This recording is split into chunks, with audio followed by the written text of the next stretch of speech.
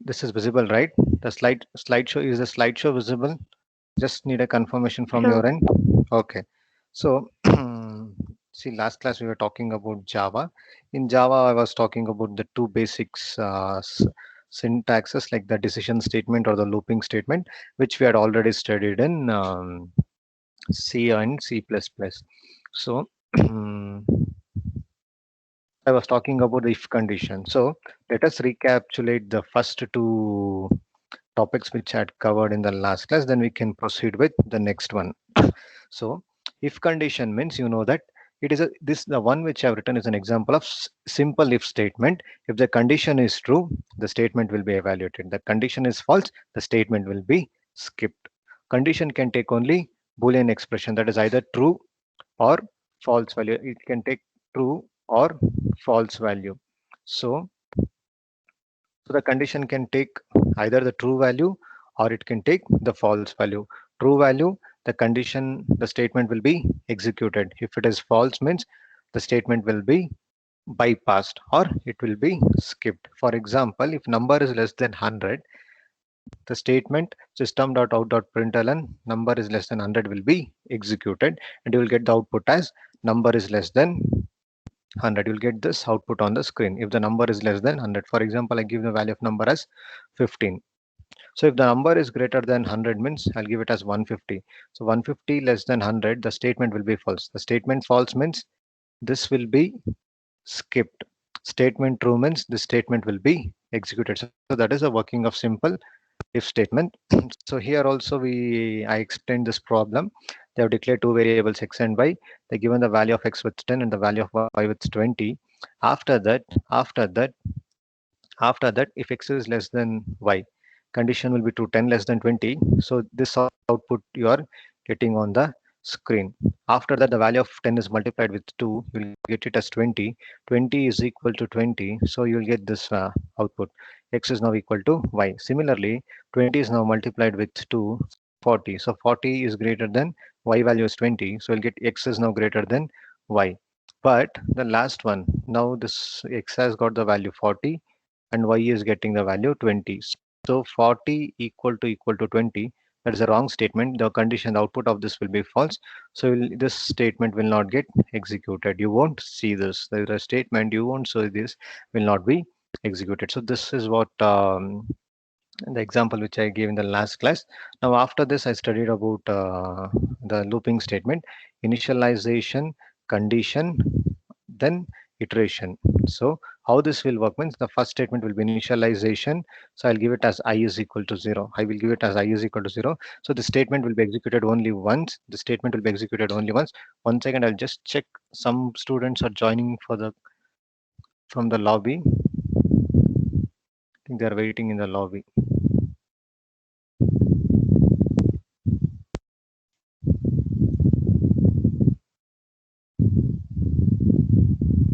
See, so that's why the permissions are changed.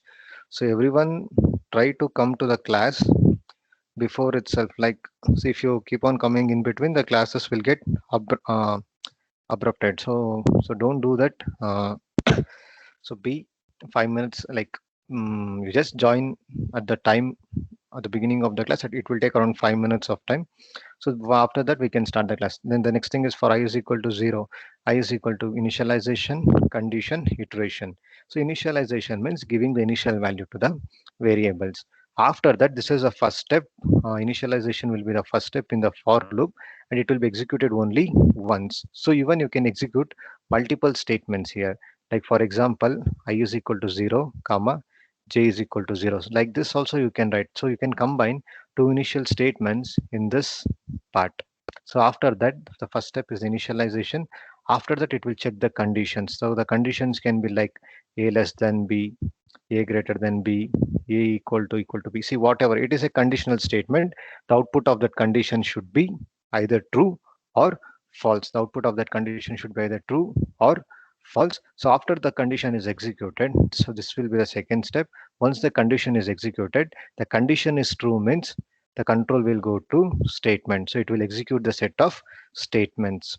So once the statement is executed, the control will come to the iteration. So iteration means either it can increase the value of a variable or it can decrease the value of a variable. If you're using, generally you'll be using I plus plus, where increasing the value of a variable by plus 1. You'll be using I minus minus, where you're decreasing the value of a variable by 1.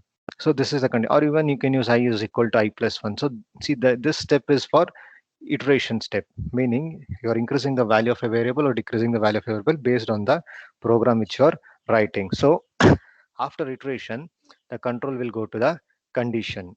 So first step initialization, second step checking the condition, third step if the condition is true, execute the statement. After that, the control will go to the iteration. After the iteration, after increasing the value, after decreasing the value, after the statement is executed, again the condition will be checked. If the condition is true, the process will get repeated. The process is getting looped up. So if also the statements will be executed, the statement will be executed as long as this condition is true. Once the condition becomes false, it will come out of the for loop. It will come out of the for loop. So this is the working of for loop. So it will check the condition. It will check the condition. If the condition is true, it will execute the statement. So here also, see x is initialized with 0. This will be the first step. After that, it will check 0 less than 10. So 0 less than 10 means it will print the value of x. So x value will be 0. So like this, after that, the value of x is getting increased by 1. So x will get 0 plus 1. So x will become 1. So like this, after making the value of x with 1, again it will check the condition.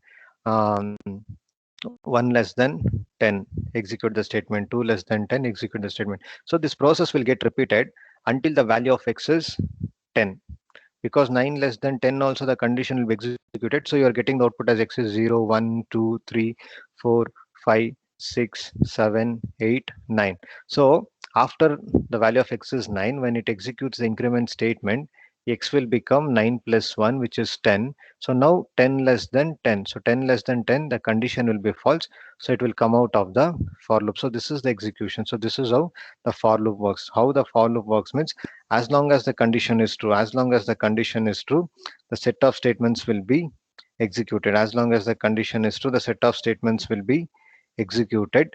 If the condition is false, if the condition is false means it will come out of the for loop. So like this, uh, statements will be executed. Like this, the statements will be executed inside the for loop. So this looping is also known as, so that's why this for loop, they will call it as a looping statement or repetitive statements, meaning the statements will get repeated until certain conditions will become true. So this is the working. So this is the working of um, simple for loop. So the next thing is the next thing. So the next one is um, the next one is so 1 second. So I need to, okay. What is the next? The next thing is the data types. So before talking about the data types, we'll talk about the block of code. So what do you mean by block? See, so here the block of code means, mm, see, block of code means it is used for grouping the statements. For example, 1 2. So this is the beginning of the block. This is the beginning of the block, and this ending flower bracket indicates the end of the block. See, this opening brace indicates the beginning of the block. This indicates the end of the block. See, within this I have two statements, statement 1, statement 2. So these two statements can be grouped. See, these two statements can be grouped within the block. So why you are using block means, see, you can combine two or more statements into a group. So for that, you are using blocks of code. So how do you call this block of code means, you have to write those statements within the opening bracket and the closing flower bracket. So this we will also call it as the code block. So here you can see I'm using two statements between the beginning of a block and the ending of a block. The two statements are x is equal to y and y is equal to 0. So why I am using this means, um, this block of code is used for um, making a logical unit. So to create a logical unit which can be used at any places. So what will happen means, if I group a set of statements, when the condition is true, all those statements will be executed. In this example, when the condition is false, those two statements will be skipped. That is like either execute all the statements or skip all the statements. So that will be the logic. So here what you're doing means, using block of code means you are grouping the statements logically. So in our example, if x is less than y, if the condition is true means the two statements x is equal to y and y is equal to 0 will be executed. If the condition is false means those two statements will be skipped.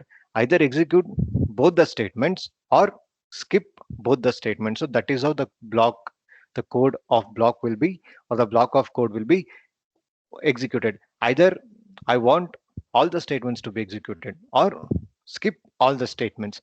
But you cannot execute only on one statement alone. See here in this example also, if the condition is true, I cannot execute statement S1 alone. It is like I should execute statement S1, that is x is equal to y, and I should skip y is equal to 0. That is not possible in a block of code. Either execute both the statements or skip both the statements. That is the usage of this block of code. um, One statement cannot execute without another statement. Either execute all the statements or skip all the statements within that block of code. So this is the working of block of code. The example also you can check. So the example also you can check. So where and all block is there means, see here, see here, this is also one block. This is also one block. So you cannot execute only this is x, you cannot execute only this is y, and you cannot execute only the y is equal to y minus 2. When the condition is true means those three statements has to be executed. This is x, this is y, and y is equal to y minus 2. When the condition is false means those three statements should be skipped. So as long as the condition is true, those three statements will be executed. So this three statements will form a block of code. So either execute all the statements or terminate or skip all the statements. So this is the example. So you can see in the output also. So everywhere this is x, this is y, this is x, this is y is being printed, meaning that those statements are getting executed.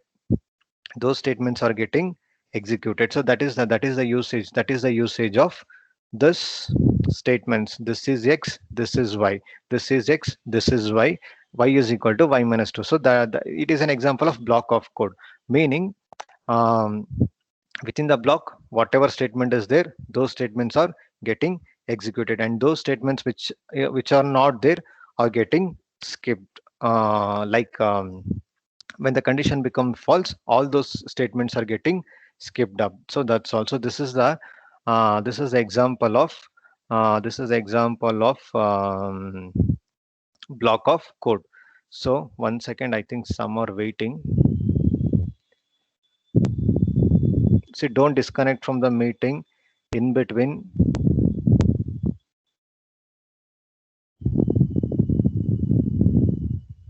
So it will be like it will be, the continuity will get messed up. So don't disconnect from the meeting in between. So the next thing is the lexical issues. So what is this lexical issues in Java? See, you know that every statement in C should end with semicolon. Every statement in C should end with semicolon. Like that, even Java will have some rules and regulations. 1 second, I'll just add few more students. Manoj Kumar. Sit, don't live in between. I'm telling from the beginning itself. It will be like since my headphone will be on, it will be like a disturbance for me. So next class onwards, if you people are coming late, I just won't accept this at all. So please don't do that.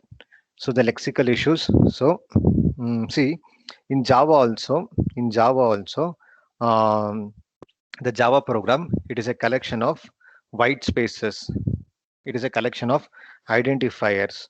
It is a collection of comments, operators, keywords. So all these things are there. So Java as white spaces, Java as identifiers, Java as literals, Java as comments, Java as operators, Java as keywords. So all these things you can call it as the lexical issues. So first thing is we'll talk about white spaces. So you can write all the see how the program is written. So the program is written line by line. The program is written line by line, like class block test. Then open the parenthesis in the next line. Then public static void main. Then open the parenthesis int xy like this. But instead of that, even you can write it in the single line only. So class block test. Open the code. Public space static void main, then string parameters, again open the parenthesis, integer x comma y, so terminate by the colon, y is equal to 20. So like this also you can write, because you need not follow the indentation rules. See, Python follows indentation rules, so in those programming language you should follow the indentation, but that is not the case with Java. Java is a free form language. So this means you need not follow any indentation rules. So there are no special indentation rules in Java. So the first thing is white space. For example, you can write all the program, the entire program you can write it in single line only or one line only, or whatever way you can write. So you feel like grouping the first 5 lines in one line, next 5 lines in second line, and the other 5 lines in third line. Like that you can write. So there is no issue, but there should be spaces between that. See, I cannot write all these things. So even here also, what I'm doing, after class I am leaving some space. After that I'm writing the class name, some space, open the bracket, space, public space, static space, void space, main space, like that. So I should leave some white spaces. So Java is a free form language. That means you need not follow any special indentation rules. You can write the program in whatever way you feel. And one thing is, while writing, you should make sure that there is at least white spaces between the characters, or between the each tokens. So that means you should use the separators. That's all, like that. So in Java, the white space can be like if you press the space bar button, or if you press the tab button, or if you press the enter button. They are the part of white spaces. So white space in Java is a space button, tab button, and the new line key, which is enter. So after this, the first thing is white spaces. So after white spaces, we will talk about identifiers. So what is identifier? Means the name given for class name, the name given for functions, the name given for variables. So all these things will come under identifiers. The name given to the class name, the name given to the function name, the name given to the variable name, all these things will come under identifier. So the identifier can be like, it can be in uppercase also, it can be in lowercase also, it can be in numbers, or it can be in underscore. So you know the rules of naming an identifier. It should start with letter, or it should, sorry, it should not start with a digit. It should start with um, it should start with the alphabets, or it should start with the underscore, like that. So, and also you should not use keywords as the identifier. So the like the same rules is applicable in Java also. And one more thing is like, never use so for start for declaring an identifier, the first character should not be a number. So make sure that the identifier should not begin with the number. And also Java is case sensitive. So the if you're writing value in capital letter, that is different if you write it in the small letter. So Java is case sensitive. The capital letters and the small letters are different. So they are not the same. Um, so this is regarding the lexical issues. And also other than this, we have comments. Comments also we have studied.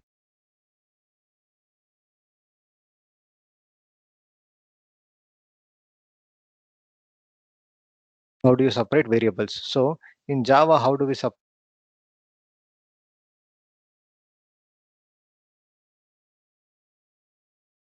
variables? Single line where variable A and B are separated through comma, B and C are separated through comma, like this. So separator. And after this, you can talk about the symbols. So symbols, the first one is parenthesis, the parenthesis. So the first one is parenthesis. So it is used as a parameter. See where you will be using this parenthesis. So you will be using inside the main function. So in the main function, you will be using this. So what this parenthesis contains? It contains the parameters. It contains the parameters. In the function calling also, you will be using. So where and all you will be using this parenthesis means in the function names. So in the function names, you'll be using that. Here it can contain the parameters, or in the function calling also a comma b, you will be using that. So braces, the first thing is parenthesis. So parenthesis you'll be using it inside the function methods, function definitions, or if you want to perform a calculation, d is equal to a plus b. First you want to evaluate a plus b, then c, or first you want to give some preference. So in the expressions also, a star b divided by c, like this you want to evaluate the expression. There also you'll be using the parenthesis for giving the preference in evaluating the operators. The next thing is braces. So braces, like your more the most commonly used, like start main function. So beginning of the main function, ending of the main function, or class class name, beginning of the class, ending of the class. So uh, so so you'll be using this braces more often in programming language, like you'll be using it to start the beginning, the to indicate the beginning of the class, ending of the class, beginning of the functions, beginning of the for loop, ending of the for loop. So everywhere you will be using this braces. The brackets, the third one is brackets. The brackets you'll be using in the brackets will be used in arrays. So mainly you'll be using in array types. So for example, you want to declare an array. So integer a, the size of the array you want to write it as 5. So you will be using the brackets. After that, semicolon. Why semicolon? You will be using semicolon to end a statement. To end a statement in Java, you will be using semicolon. So after that, comma. Why comma will be using means to separate the variables. To separate the variables, you will be using the comma. um, you can see that to separate the variables, you'll be using um, the comma. And this I told you that you can write multiple statements. So inside the for loop also, here you can initialize two variables, I is equal to 0, j is equal to 0, like this also you can use. So this I and j are separated by using comma operator. So like that. So when we are talking about the packages and all, we will talk about this dot operator or period. So it is used for referencing. It is used to separate the packages, like we'll be using like the packages like com.microsoft dot something. So for that's for separating. So to separate the package names from the sub packages, to separate the package name from the classes, we'll be using this dot operator. So this we will talk when we are talking about the lexical issues in these are the lexical issues. So this when we are talking about the packages and all, we'll talk about this dot operator. So next thing is the keywords. So the keywords means that see, already it has a predefined meaning. You can use the keywords, but you cannot change the meaning of that. So mm in C also we have studied the keywords like for, if, go to, break, continue. The same thing here. Java is having few more extra keywords. So you can check that: abstract, continue, default, for, go to, double, then protected, private, public, throw, throws, try. See, these are the keywords which are there in Java. So these keywords you cannot use it as the identifiers. So already they have the predefined meaning. You can use these keywords. Um, which is easily which will be identified by the compiler for its specific usage. So so these are the keywords in Java. So you can have a look at this keywords. So as we proceed with the concepts, we'll be using the keywords, the usage of each and every keyword. When we talk about that's like if when we talk about the if statements, we will know what is the usage of if keyword. So when we talk about the loopings, for loop, we'll know what is the usage of for loop or for keyword. So break statement. So when explaining about the switch statements, we will know about the usage of break, the usage of continue, and also the usage of default like this. So we'll talk we have already looked into few of the keywords in C++ as well as C. So in Java also, as and when we are talking about a concept or we are discussing about a concept, so we can discuss the keywords which we find. So we have studied about public, we have studied about private, we have studied about protected in C++. So we'll see this. So here some of the new keywords can be like package. Package is a new keyword. Throw, throws, try. These are the new keywords. Extends is a new keyword. So we'll talk about this when we're discussing about the particular topic. So the next thing is data types. The next thing is data types. So Java has 8 basic data types: byte, short, integer, int, long, char, float, double, boolean. So see, one thing is, 8 data types are there. No, byte, short, int, long, character, float, double, boolean. So here, the first four, the byte, short, integer, and long. So here we have 8 data types. Basic data types in Java are 8. All those things you can remember this: byte, short, int, long, character, float, double, boolean. Like this, you can remember byte, short, int, long, character, float, double, boolean. Like this, you just need to remember this. So the first four byte, short, int, long are they are for the numbers. They are for the numbers without any decimal point. So they are the for the numbers without decimal point. So just like the integers, they are for the numbers without any decimal point. So this will include byte, short, int, long. And for the numbers with decimal point, and for the numbers with decimal point, we have floating point numbers. For the numbers with decimal point, we have float and double. For representing a character which represents letters and numbers, we have char. So this will come under the character. And for representing the Boolean values, we have Boolean primitive data type. So we have 8 data types: byte, short, int, long, character, float, double, boolean. For representing the numbers without decimal point, we have integers. For representing the numbers, like integer means for representing the numbers without any decimal point, we have byte, short, int, long. For representing the numbers with decimal point, we have float and double. For representing the letters or numbers, we have character, char. And for representing the boolean, we have the boolean data type. So you know that boolean means it can take only two values. Either it can be true or it can be false. So character means it is used for representing a symbol in a character set like letters or numbers. So the first one is integers. So in integers we have 4 data types. So byte, short, uh, integer, long.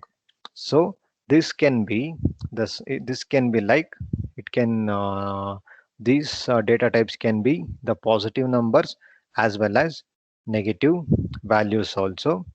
Um, so, but here, what is the size? Here, what is the size of byte? So here, the size of the byte is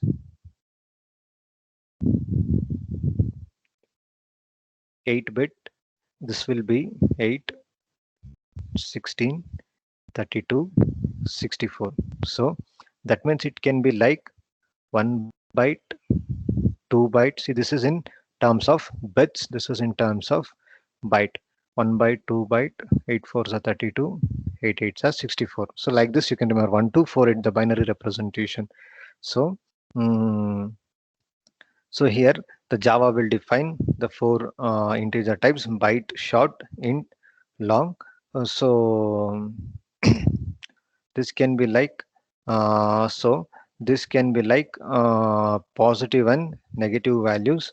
Um, and then one thing is like the size of the byte. The size of the byte is 8 bits, or you can call it as 1 byte. The size of the short is 16 bits or 2 bytes. So whatever representation is convenient, you can represent it. But for me, it is convenient to represent it in byte format. So byte means 1 byte, short means 2 bytes, integer means 4 bytes, and long means 8 bytes. So you can represent it in terms of um, bits also. So whatever is convenient to you, just remember that. So this is the size of the data types which comes under the integer.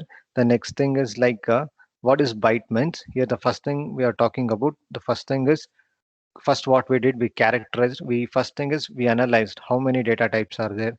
8 data types are there. So under that data types without decimal points are byte, short, integer, long. The data types with decimal points are float and double. And the data types which are used for representing character is char, and data types to represent boolean, which contains either the data type to represent true and false is boolean. So after this, the second one is we spoke about the sizes. We spoke about the sizes. What is the size of the byte? What is the size of the short? What is the size of the int? And what is the size of the long? So under the first four, under the integer category. So the smallest integer type is byte. So now we'll talk about what is byte, what is short, what is int, what is long. The smallest integer type is byte. So it has a range from -128 to plus 127. So because it is of 8 bits, right? So it has a range from -128 to 127. So this is the smallest integer type. So here bytes, when it is useful, when the byte is useful means, so whenever you're working with the data which are coming from a network or from a file.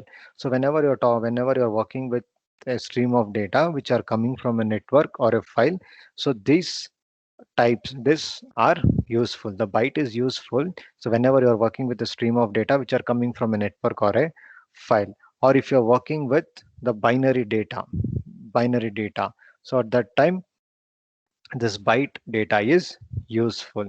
So how to declare a byte? How to declare a byte in Java means the data type name byte A, comma B, or whatever byte A. So one is also sufficient. Byte A. So now A is a variable. A is a variable. Now A is a variable which belongs to byte. So like this you can declare. You want to declare one more byte means byte B, byte B. So B is a variable of data type byte. So this is the first thing. So byte is done. So next thing is short. So what is short? Short is a it is a signed 16-bit data type. So it has a range. So now its size is 2 bytes. It has a range from -3 to 768 to 3 to 767. So um, so it is like it is bigger. It is bigger than its size. Its size is bigger than the byte and smaller than integer and long. So how to declare a short in short data type means short A, or like this. So now A is a variable of type short, B is a variable of type short, like this. So after this, int. So this is the most commonly used. See, byte and short, or see, short is very least used. Byte is used when you're dealing with network applications. The most frequently used will be the int. The most frequently used data type is the int data type. So the most frequently used is int data type. So its size is 4 bytes. Its size is 4 bytes. It has a range of minus 2 power 31 to 2 power 31 minus 1, like that the range will be there. So you can remember that range. So um, most of the situation you'll be using integer only. So most of the time the integer is the best, like what do we call it, is the most often choice for using. So in most of the applications you will be using the integer. So after this long, the long means you know that the size of the long is 8 bytes, the size of the long is 8 bits, so the declaring of integer is same.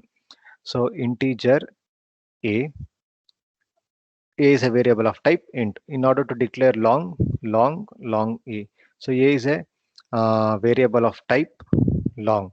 So long means the size of the long is 64 byte. It is used when the integer doesn't have the sufficient space to store a number, because the size of the integer will be small when compared to the size of the number. In those situations when the integer cannot handle the data, we are using long, because it has a 8 byte storage. So this will be useful in the situations where ಅದಕ್ಕೆ ಮಲ್ಕೊಂಡೀನಿ.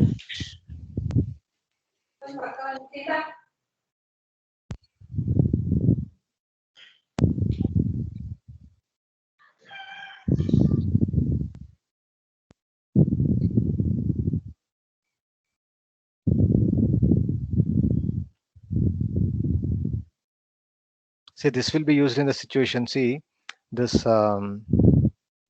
long will be used in a situation where the size of the integer will not feel sufficient. The size of the integer will be small when compared to the size of the number. In that case, you can use the long when the size of the integer is not large enough to hold the value of a number. So, mm, so this is the usage of long data type. So after this, so now these are the points which are regarding the integer part. So after this, we'll talk about the floating point numbers. The floating point numbers, in floating point numbers, we have boolean. Sorry, in floating point numbers, we have float and double. So these are used for representing data which contains decimal point. So here the size of the float is 4 bytes, and size of the double is 8 bytes. So these are used with for the numbers which need decimal point. Um, the float will use a single precision value which will use 4 bytes of storage. Um, and also the single precision is faster in some processor, and it will take off of the space as the double precision. Um, so most of the time you'll be using the float only. So how to declare the float variable means, float the variable name. How to declare the double means double the variable name. So double is used to store, it is also stored to number with decimal point where the size is 64 bits. So double precision will be used like when the size is not sufficient by the float. When the float is not able to hold the value for a number, then you can use the double precision, same as int and long. So the integer number cannot hold a value which is very large enough, so at that time we'll be using the long. The same way you can go with the double also. um, so after this, then the next one is character. So character is here the size of the character. In character, the size of the character is 1 byte. The size of the character is um, see sorry sorry see in C++, the size of the character is 1 byte. But in Java, mm, it will use the Java will use Unicode. It will use Unicode to represent characters. Like what is this Unicode means? This Unicode will define an international characters, if fully defined international characters, which will represent all the characters that are found in human languages. So Here, in Java, the size of the character is 2 bytes. In Java, the size of the character is 2 bytes. So just remember this. So mm, you know that in C++, the size of the character is 1 byte, but in Java, the size of the character is 2 bytes. Why? Because the Java will use Unicode for representing the character. So what is this Unicode means? It is a set of fully international. It is an international character set which will represent all the characters that are found in human languages. So it can be like it is a collection of character sets like the Greek, the Arabic, like this. So for this reason, the storage space for character is 2 bytes in Java, and also this Java program is designed to allow the programs to be written for the worldwide use. So that's why it will make a sense to represent or to use the Unicode to represent the characters. So that is the usage. That is the usage of this character thing. After this, the last one is Boolean. So Boolean, you know that it can hold only two values. Either it can hold true or it can hold only false value. So why Boolean will be used means Boolean will be used in situations where you want to evaluate a condition, where you want to evaluate a conditions. It may be in if statements or in for statements. We'll be using this conditions. So, mm so it is just a decisional statement. So it will be used in decisional statements uh, to decide what kind of statements to be executed. So for logical values, the Java will use Boolean. Java is a primitive type called Boolean for the logical values. Like it can contain only two values. Either it can contain true value or it can contain false value. So usually all the relational operators will return Boolean as the output only. A less than B, A greater than B, A equal to B, A not equal to B, A less than or equal to B. All these relational operators will give us the output as the Boolean value only. So this Boolean value will be used in conditional expression, which will control the statement execution. So if A is less than B, the condition is true. The first statement in if else statement, for example, in if else statement, if the condition is true, in if else statement, if the condition is true, this part will be executed. If the condition is false, the else part will be executed. If it is true, the block of if will be executed. If the condition is false, means the block of else will be executed. So there you can use for the condition, you can use this Boolean values. So for in the control statements or in the for loop also, in the condition part, while you are checking the condition part, now there also the output of this will be the Boolean one. So these are the places where the data type where the data type Boolean is being used. So we have eight primitive data types in Java: byte, short, int, long, float, double, character, Boolean. So byte, short, int, long for representing numbers without decimal point, float and double for representing numbers with decimal point, character to represent Unicode character set, and the last one Boolean to represent Boolean values. So any doubts here? Any doubts with respect to this? Any doubt with respect to the primitive data types? Any doubts? Yes, So these are the 8 data types that are there in Java. So you people should always remember this. Um, you people should always remember this basic 8 data types. Although in your academics you'll be using most of the time integer, float, and double. So it is important to know all the 8 data types in primitive data types in Java. In the next class, we'll talk about the variables, then arrays, and all. So by this time, you should know how to write the how to write the structure of a Java program, what should be the program file name, how to declare an identifier, or how to declare a variable, then the primitive data types, what and all data types are there in Java, and along with that, how to write the if condition statements, how to write the for loop statements should be known. Any doubt here? So these are the points which we have covered till now. So you people should be able to do this. So so any doubts here? Any doubts here? No,